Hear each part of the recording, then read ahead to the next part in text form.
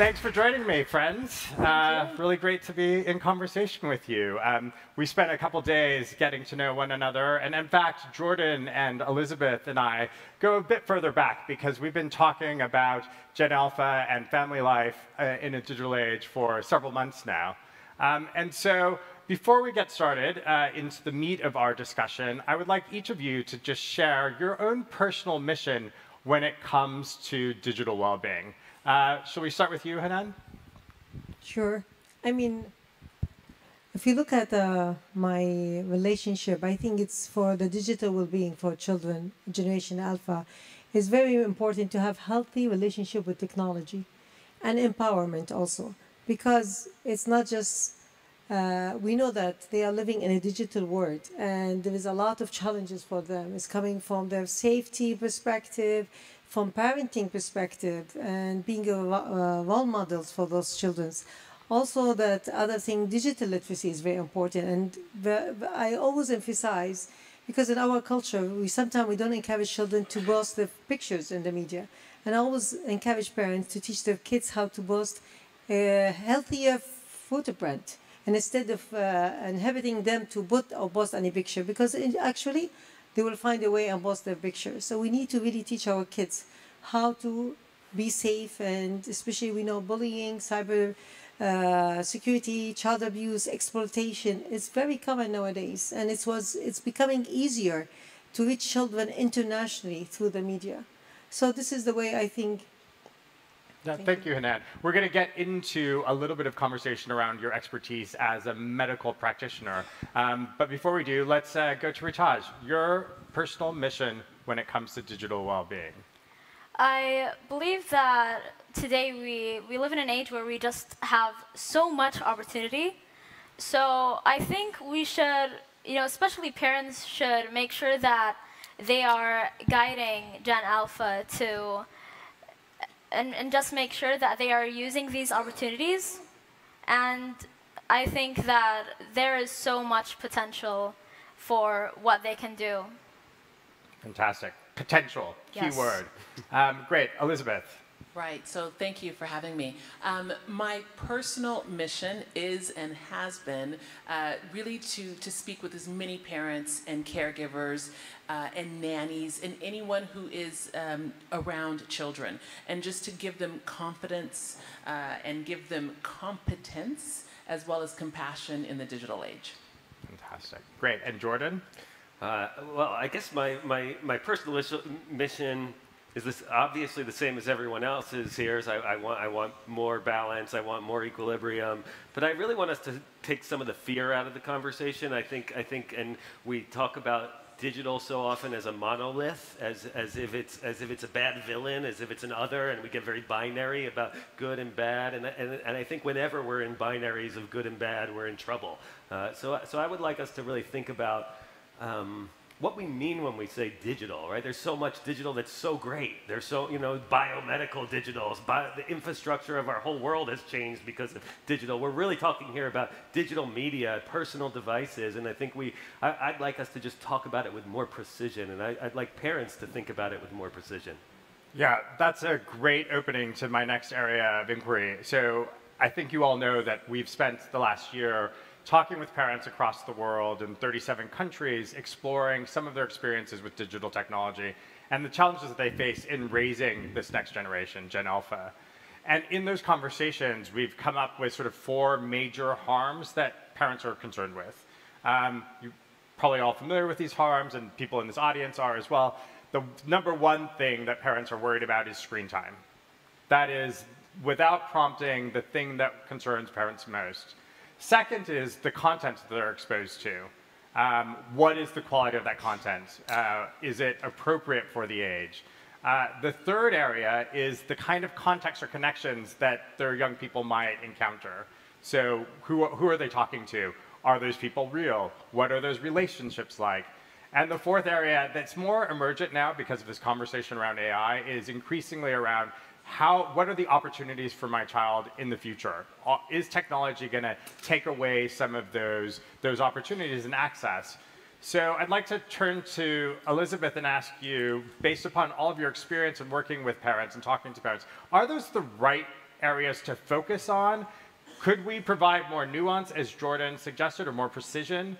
How do we move forward? Right. So while I really appreciate the question, I even took notes, screen time, content, connections, and opportunities, I find that even though these might be the biggest issues that parents are dealing with, this isn't the real issue. The real issue is parents feeling confident and able to navigate anything that happens. So for example, if I show you parental controls and how to manage your screen time on Snapchat or Instagram, that's fine. But what happens tomorrow when we have ChatGPT or virtual reality? So it doesn't matter what the medium is or what we're looking at, parents need more, because whether it's screen time, whether it's inappropriate content, they need to look at this in a different way. And that different way, if you'll allow me, is not to think of the biggest harms, but to think of the biggest opportunities, the biggest benefits that we can get from the digital age. And when we flip that thinking and we start thinking about the critical thinking that we can achieve and help our children grow, when we start thinking about the connections that they can make online, the knowledge that they can gather, and even more importantly, the literacy, whether it's media literacy, digital literacy, AI literacy, all of those opportunities are the tools, the tool set that parents need to help maintain, keep those risks at a lower level, to mitigate those risks, to keep screen time in balance, to keep content in check, to understand who those connections are, and evidently the opportunities will present themselves if we're open to it. A quick follow-up for you. Does that feel like a lot of pressure to put on parents? Like, it's their responsibility to manage all of those factors that you've just introduced, especially as we've heard throughout the summit that technology is moving so rapidly. This new generation is adapting very quickly to it, as Ritaj just spoke to us about, and parents are sort of shouldering the burden. Right, they surely are. And in fact, I'll come to this point later, but in the workshop that we had yesterday, a lot of the parents were talking about how it's unfair to place the burden on parents, that this should be a community effort. And it's unfair to place the burden on schools. This should be a community effort. It should be a holistic effort. And so while I do hear your question, I think that parents are the primary caregivers. Parents are the ones who are loving and raising a child. So yes, I'm saying a nuanced yes. As a lawyer, I'm allowed to do that. A very nuanced yes, it's your responsibility. And guess what? You can do it. When we're talking about things like with your child and they come home and we say, how was your day today? Okay, just ante it up and say, how was your online day today? Just by engaging that simple conversation, parents can be empowered to learn more. So I want to turn to Dr. Hanan, because I think one of the questions that parents are ultimately worried about is, as they're adapting to this technology, what sort of real implications does it have on their development? What does it have to do with imagination, their sort of mental abilities, their skill? So what is actually happening on the ground as a medical practitioner when you see technology as an interface for these young people, increasingly at younger ages? First of all, I echo Elizabeth in what she said, because parenting has a lot of responsibilities. The other thing, being a pediatrician for the last coming around 20 years or more, I encountered different things. I encountered mental, physical, and behavioral things related to the media. And I'm talking about when they are not generation. I'm talking about Generation Z that we encountered. Just imagine now Generation Alpha, where the media came so early in their life. Now, if you go in our clinics, you find all the kids in the clinic are holding the iPad or not, and the parents are not communicating with them actually. Even in the stroller, he has the iPhone, and because it's like used as a babysitter. If you look at the physical part of it, we find a lot of increased obesity because of sedentary life. And when I do a wellness clinic, which is I deal with obese kids. And when I take the history from those kids, most of them, they're spending more 7, 8, 9 hours on media. So, and there's no physical activities. And even parents, they don't make an effort. They put the responsibility on the child. The other thing we find, usually back pain is not common in children. And now we encounter children with back pain, lower, upper, shoulder pain. which is because they're using the media all the time and the way they sit when they're using it. Other thing is sleeping disorders. And we find children, they don't sleep well. And we ask, I take a history because we know if you don't sleep well, you eat more because you have stay longer. So they told me, the parents, they said that you put the child on bed at 8 or 9, but actually the child on the phone till 11 or 12. And some of these kids, they wake up in the early morning checking their mobiles. And some of them, they put the message that they're getting a new message. And that will disturb a lot of their sleeps. And that will affect their school performance. So other thing that we encounter in those children, if you look at anxiety, we encounter a lot of anxiety nowadays. You remember like when we have COVID and they opened the schools. I remember I was in the clinic, and in one day, first day of school, I encountered a child with like phobia because he's grade 2, and grade 1 was online. So this is his first encounter to go to school. So he couldn't go to school. He started vomiting, abdominal pain because he's scared. He doesn't know what to do. And I encountered a 12 years old who didn't sleep for the last 2 weeks because she's, like sometimes hiding from school. School put you under spots. The teacher asks you suddenly questions. You're worried about self-esteem, bullying in the school. So those children have a lot of anxiety. And we still encounter anxiety, sleeping disorder in those children. And the other thing that is very interesting, temper tantrum. People use the mobiles to babysit their children. So we find that sometimes if the mom take the phone from the child, he starts crying in temper tantrum. And what they do, they give it back. So what's the behavior changing in these kids? They take what they want in the end, and in the right way. So parent, there is a responsibility, but we need to give the parent the skills to deal with the new generation. We cannot just say you're responsible without those skills and classes, because there's a lot of parenting classes. And the other thing that I will mention it, lastly, with regard to children's, some children, they're not able to speak, especially, at the age of 2. Children expect to say a word with 2 sentences, like mama, bathroom, mama, go, mama, come, just simple words. We find sometimes those kids, they come with delayed speech. And when we take a history, you find the mom, they put the child the whole time on the phone or in the TV. And because she's busy in the home. So these kids, they don't learn, they have delayed language. And when we advise the mom and give her the skill or ask her to go to daycare, completely developed the child, the language ability. But we need to rule other causes of this.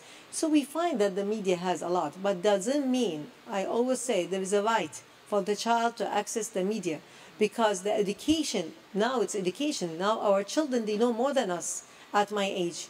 My kids, they know in advance. So they have the right to access the education, but they have the right also we protect them as parents, as community, as policymaker, and as a school too.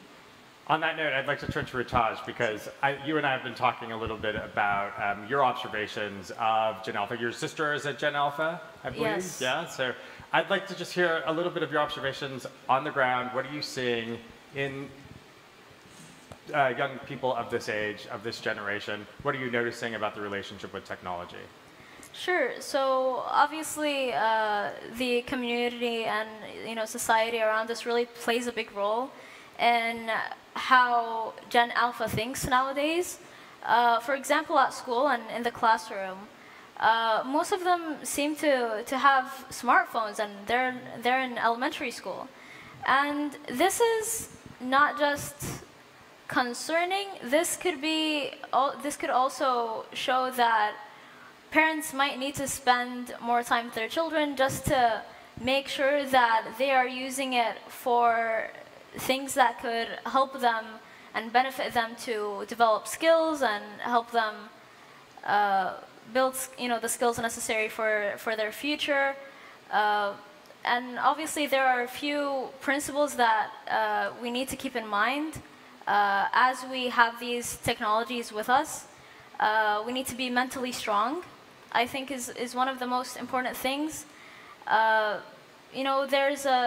a lot of things that comes with social media and just using technology in general, whether it be cyberbullying and things like that.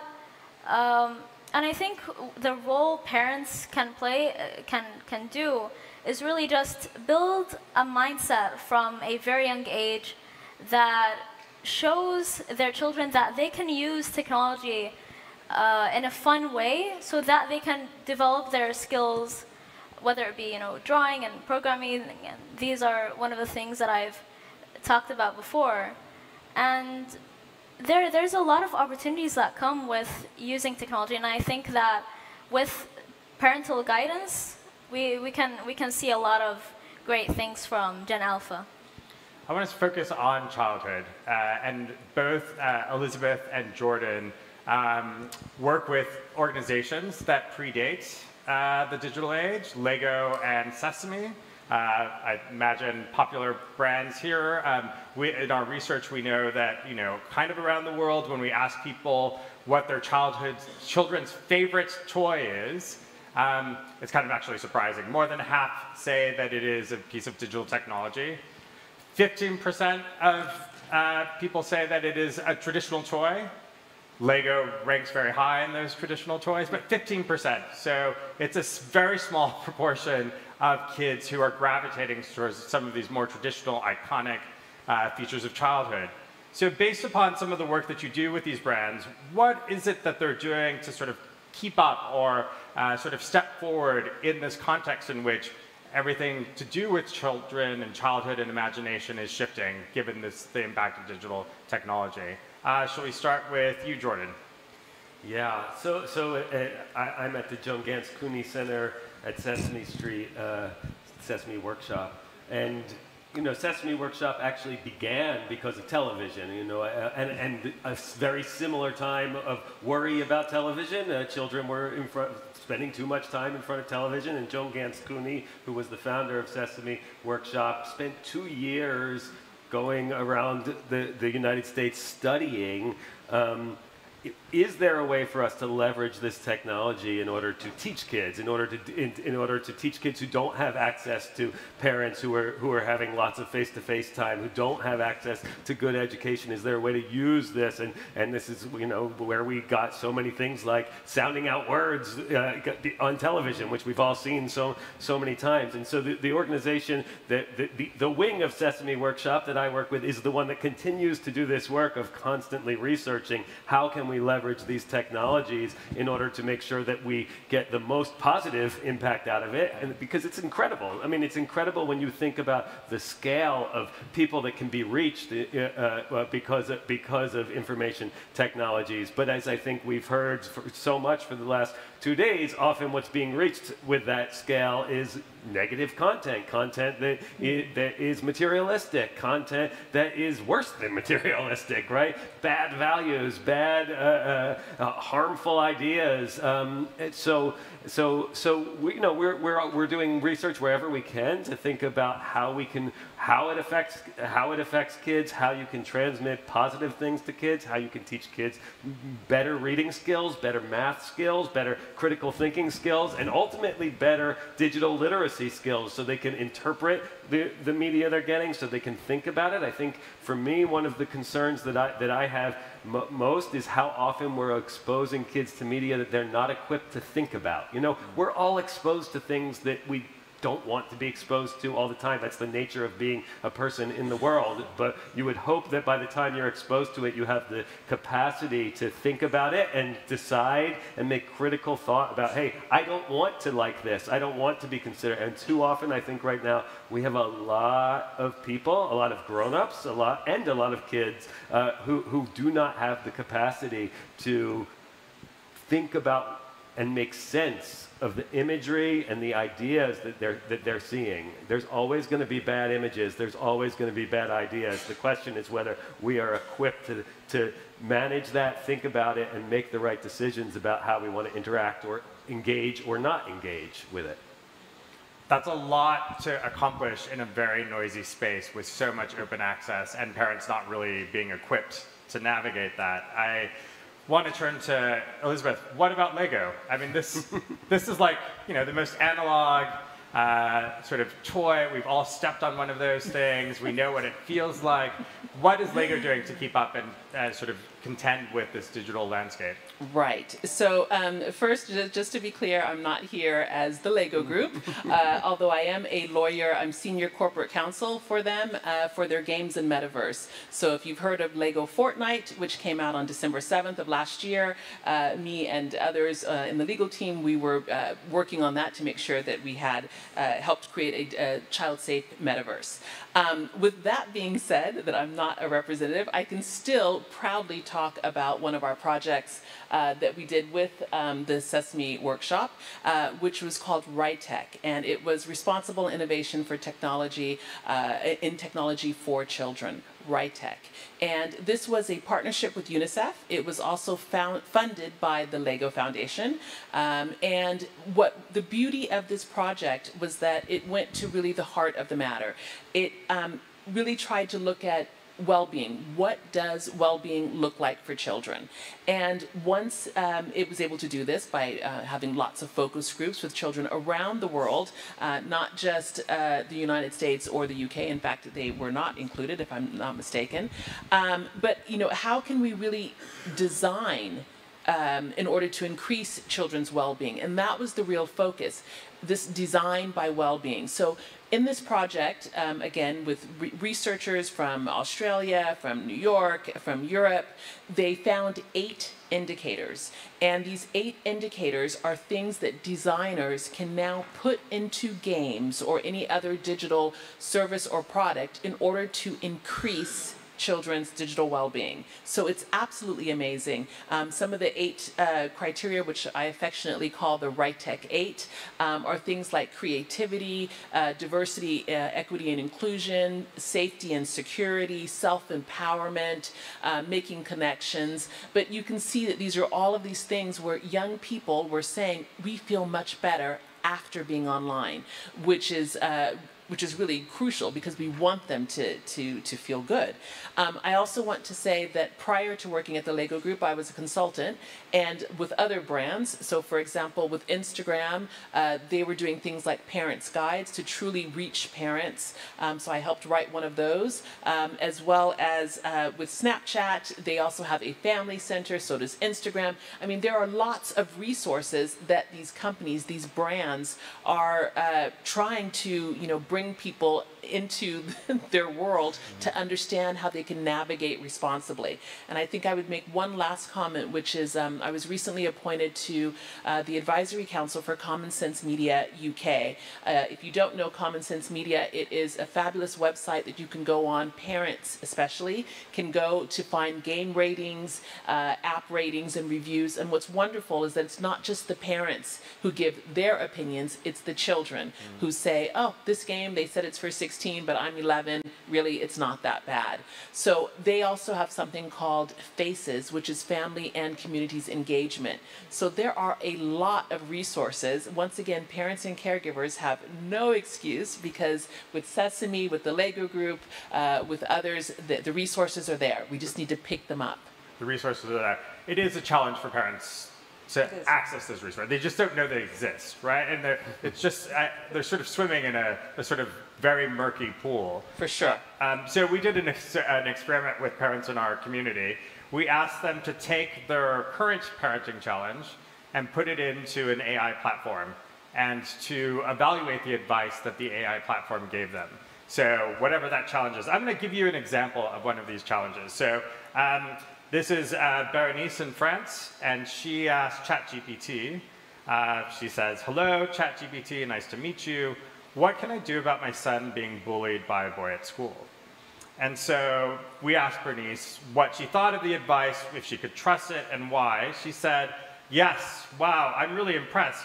It is super helpful. I wouldn't have thought about documenting the issue my son is having with a certain boy at school. I like that it's very clear and concise. I do trust it because it makes a lot of sense. It's interesting because the people I spoke about it with kind of gave partial answers, but nobody had experience with it. In that example, ChatGPT was more dependable. In fact, 87% of the parents in our project told us that they trust this advice that they're getting from AI in that experiment. So I guess only 20% say that they believe they know parents know what is best. So this complicates the issue. Parents don't believe or have the confidence that they know what's going on. They're turning to technology to trust it. So what is going on? Like, what is the potential of AI in parenting? And I'm going to direct this first to Jordan to talk to us about AI, the AI parent. Are you ready for an AI parent, Ritaj? No, you're I'm not not ready. parent. No, you're not ready. Okay, Jordan. Yeah, this is an interesting question. You know, first of all, I'm very interested in the current concern about AI because we've had AI for a very long time, and suddenly because of these large language models, we're all afraid. And I guess that makes sense on some level because language is important, right? Right? It's the word. It's how we articulate ourselves. It's how we voice ourselves, and it's very scary to see this non-human able to voice itself, right? Because what I voice when I voice is hopefully something unique, something creative, the spark that makes me human, something that comes from my unique individual soul, right? That's what you would hope. But AI can't do that, right? AI can only collect a composite of what's already out there. It can only sort of search the internet for us. It's better at searching the internet than most of us are. But that's all it can do. And I guess on the one hand, I see that as a really wonderful positive because parents need access to information, as Elizabeth was just saying. Like the AI can scour the entire internet in a very quick moment and find out this information about how do other parents and experts think about bullying. On the other hand, we all are acknowledging constantly that the world is changing so fast and we don't know how to do it. So if all you can do is scour previous knowledge about the world, how are you ever going to come up with the innovative solutions? AI is not going to come up with innovative solutions. AI is going to come up with the solutions that already exist. So I think we're in this weird spot now where we don't quite know, we're not quite ready to, again, have the literacy to think about what is AI, when do we trust it, when don't we trust it, how do we analyze its answers, and we don't just need to learn that, we need to figure that out as humanity. We don't even know how. I can't even, I can sort of start to guess, but we need a lot of research and thinking and ideas. I can speculate, but we need a lot before we know whether or not, how should we respond to these answers that we get from AI. So, I'm mixed on it. I'm certainly nervous on the one hand because I think we are not. In general, the entire tech industry has done a fantastic job of convincing parents that they don't know anything about how to parent their kids because the tech is so new. And I always sort of respond and go, I still think parents know better than any technology is ever going to know. And it's what parents and educators have been doing since the beginning of time. The world moves on, and we, as educators and parents, we figure out how to maintain the morals and the values of a previous context while moving forward into new contexts. And we need to keep doing that, and we need to be confident as grown-ups so that we can help kids. And hopefully we can leverage AI's ability to collect data for us while we do that and to hand it to us and to help us think about it. But we should never, ever allow the technology to do the thinking for us. It's not artificial intelligence. It's just a really great search engine. And I know you have a point of view on this as well. So See, I always say parenting is an evolving process. When we were kids, our parents raised us in different way. Sometimes they use physical discipline, sometimes they use different skills. Now we grow up and our skills changing because our children change. So with the AI, our parenting skill will also evolving and continue. So I always say AI will not replace humanity. But my concern, I don't mind to use AI to ask a question about bullying, but you need to know AI doesn't have emotional intelligence. Mm-hmm. AI sometimes can give you information that not the right information, because whatever you fit on that information, they will give you back. So if we're going to use AI as information, I don't have an issue with it, but it's good in the future to network AI with psychologists, education, pediatrician. We need to be how AI be evidence-based management, because so we need to We always feed the AI with the information because medicine is changing, a lot of things is changing. So, and the same thing, we need to be sure that parents are confident to manage their children. They cannot depend on a machine to manage their children. Sometimes I find that there's a lot of responsibility in parents, and parents are also busy with the media. And that sometimes easy for them to give up the children and make them easy to. So nowadays parents, they need to make more effort to understand their children, to be close to their children, because technology is evolving so quick that we cannot understand it. But that's why parents should keep up with their children, talk about it, be open book with them, trust them, but it should not replace our capabilities, which is I do. Thank you. Thanks, Hanan. Yesterday, we coordinated a workshop with some parents and children here, and it was a really dynamic, exciting space for us to sort of think about some of these challenges and issues, sort of rolling up our sleeves to co-create some solutions.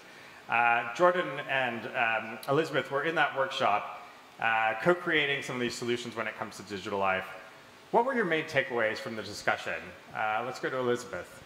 Yeah, so I'm really excited because I see one of my moms in the second row, and I see her daughter also in the second row, my influencer, and they were just absolutely fabulous, and it was just really nice to have them sharing their experiences, which are obviously different from what I've known being raised in the United States and living in France and now in the UK, but the commonalities are there, right? Parents are the same. They are saying the same things, and they were looking for community. They were looking for soft skills, and I think one of the things that was so important was that they were looking to be educated, to have this awareness, and they want it. They were not into banning everything.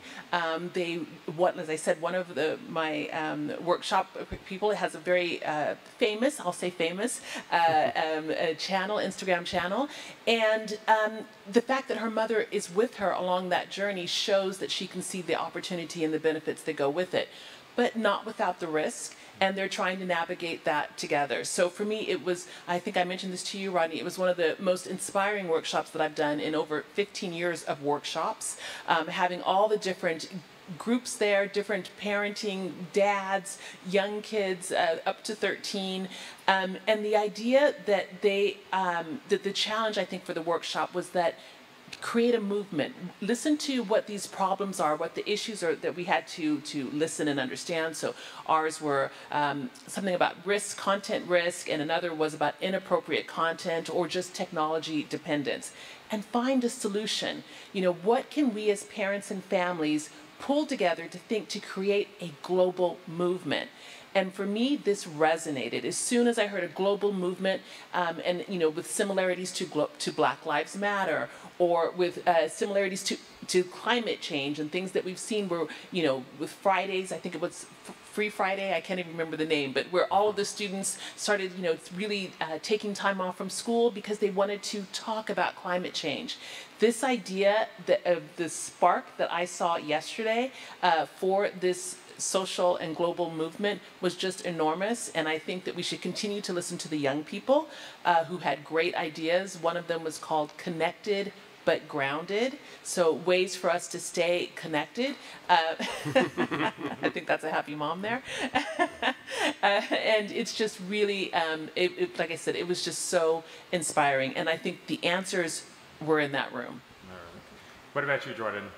Well, I second that it was very inspiring, and again, I think what I found most interesting, I've spent so much years now, almost decades, looking in so much detail at the research and the science about what parents need to be doing to manage it, and the fact that they came up with the same answers, and I just it inspired me. But I want to inspire. Like, how many of you are parents here? Raise your hands. You know what you're doing.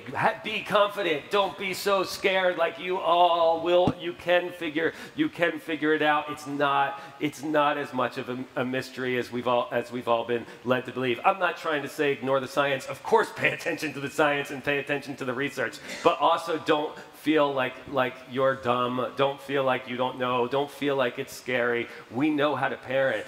We've been doing this. This is what it means to be human. We raised other humans. We know how to do it. Do it.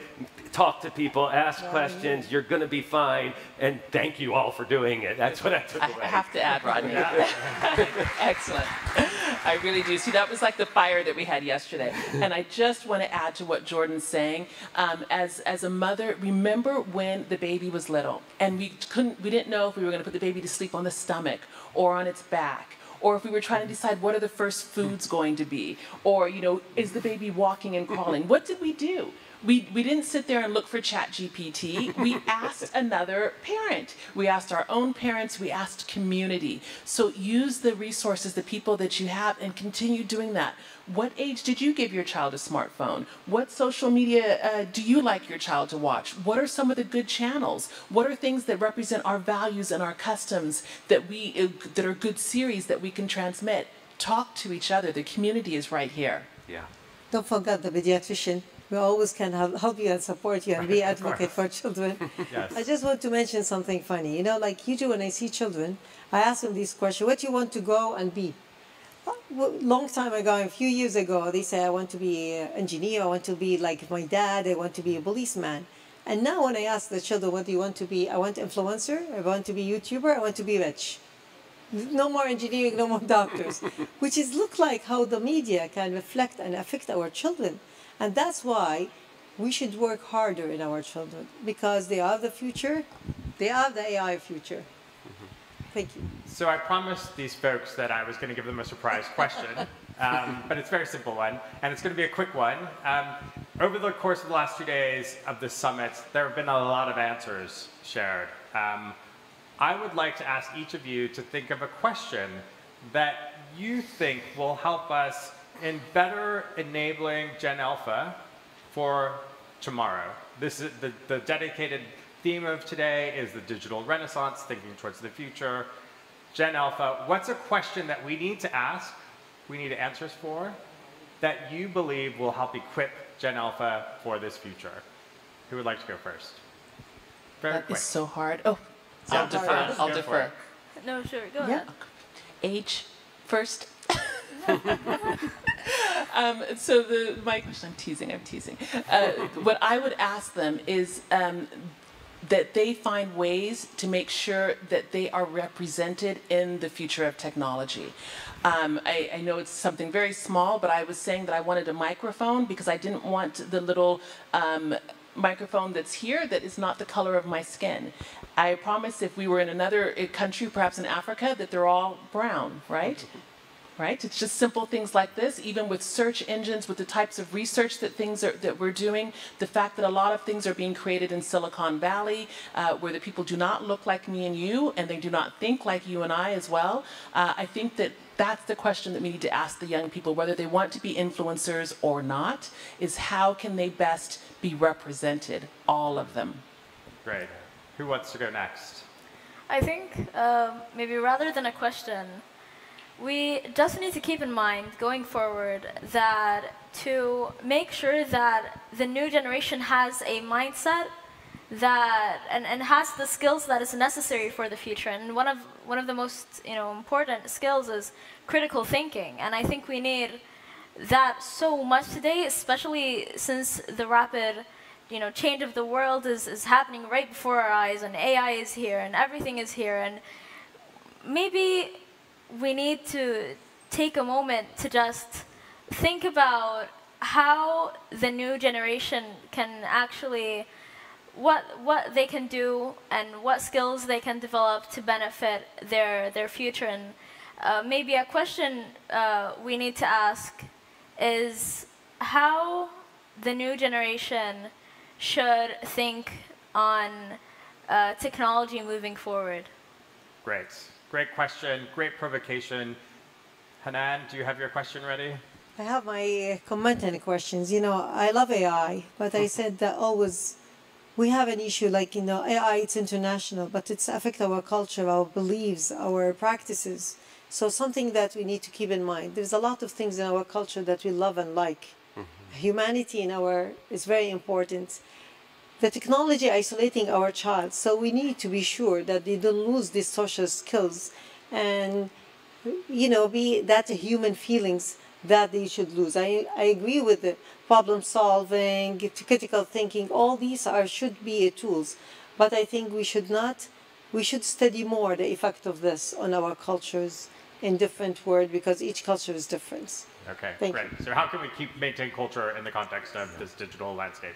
Jordan, quick one for you. I think I just say, I just want to ask them all more questions. I'm always so impressed with the young people. I feel like their hearts are in the right place, but they don't necessarily have the critical thinking skills. Not because there's anything wrong with the generation, because they haven't learned it yet, and they learn it from more questions. And so all the things that they know that they need less technology and less of the bad influences, and we need to guide them in asking themselves the questions, teaching them all the kinds of questions that you need to ask in order to regulate your own experience, your own engagement with the technology, because ultimately it's going to be people who regulate it themselves, not, I don't have parents who can tell me what to do anymore, and I don't think my kids will in the long run either.